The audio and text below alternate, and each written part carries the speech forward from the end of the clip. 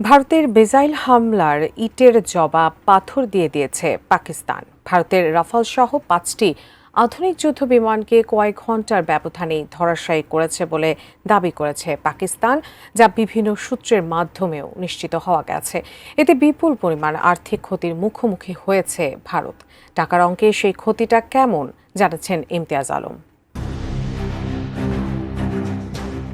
পাকিস্তানের 9টি স্থানে ভারতের মিসাইল হামলার জবাবে দেশটির 5টি যুদ্ধ বিমান ভূপাতিত করেছে পাকিস্তানের সামরিক বাহিনী। ভূপাতিত এসব ভারতীয় যুদ্ধ বিমানের মধ্যে 3টিই ভারতীয় বিমান বাহিনীর গর্বের প্রতীক রাফাল ফাইটার জেট। এছাড়া পাকিস্তানের হামলায় রাশিয়ার তৈরি ভারতীয় একটি সুখোই 30 MKI যুদ্ধ বিমান ও একটি মিগ-29 যুদ্ধ বিমান ভূপাতিত হয়েছে। পাকিস্তানের বেশ কয়েকটি নিরাপত্তা সূত্র জিও নিউজকে এই তথ্য নিশ্চিত করেছে। এছাড়া জাতির উদ্দেশ্যে দেয়া ভাষণে ভারতের গর্বের 5টি যুদ্ধ বিমান এখন কেবল ছাই আর ধ্বংসস্তূপ বলেও মন্তব্য করেছেন পাক প্রধানমন্ত্রী শেহবাজ শরীফ।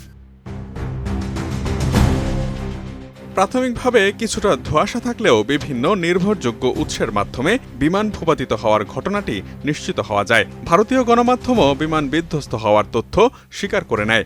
অত্যাধুনিক এই 5টি বিমান হারানোয় ভারতের আর্থিক ক্ষতির পরিমাণ তাহলে কত হলো?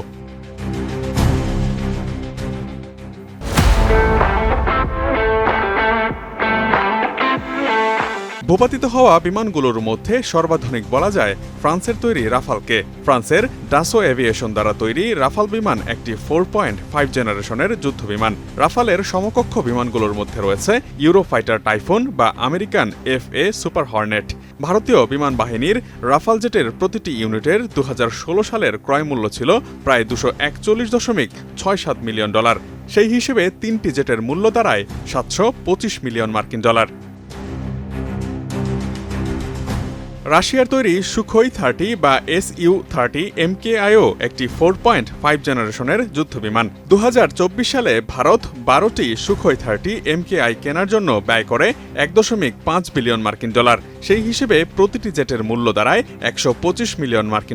অন্যদিকে রাশিয়ারই তৈরি মিগ-29 মূলত একটি চতুর্থ প্রজন্মের লড়াকু বিমান। তবে ভারতের মিগ-29 UPG ভ্যারিয়েন্ট আধুনিকীকরণের কারণে কিছু ক্ষেত্রে এটি 4.5 জেনারেশনের বৈশিষ্ট্য প্রদর্শন করে। হিন্দুস্তান টাইমসের প্রতিবেদন অনুসারে 2020 সালে 21টি নতুন মিগ-29 এবং 59টি বিদ্যমান মিগ-29 এর আপগ্রেডেশনের জন্য ভারতের মোট খরচ ছিল প্রায় $992 মিলিয়ন। 2020 সালের চুক্তির উপর ভিত্তি করে একটি মিগ-29 এর ক্রয়মূল্য আসে $47 মিলিয়ন।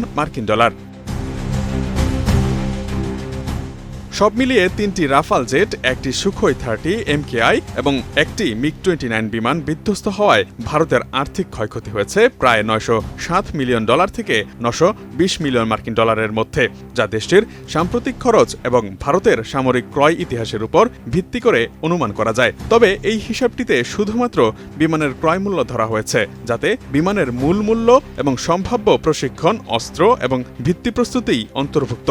উন্নত প্রশিক্ষণ, জ্বালানি, রক্ষণাবেক্ষণ, আধুনিক সরঞ্জাম ও অস্ত্র সংযোজনের আপগ্রেডেশন বা অন্যান্য সম্পর্কিত খরচ এতে অন্তর্ভুক্ত হলে মোট ক্ষয়ক্ষতির পরিমাণ আরও বাড়তে পারে। যদি অন্যান্য এসব হিসাব ধরে মোট ক্ষতির পরিমাণ হিসেব করা হয়, তবে তার সংখ্যাটা দাঁড়াতে পারে $950 মিলিয়ন, যা বিভিন্ন সূত্রের অনুমান।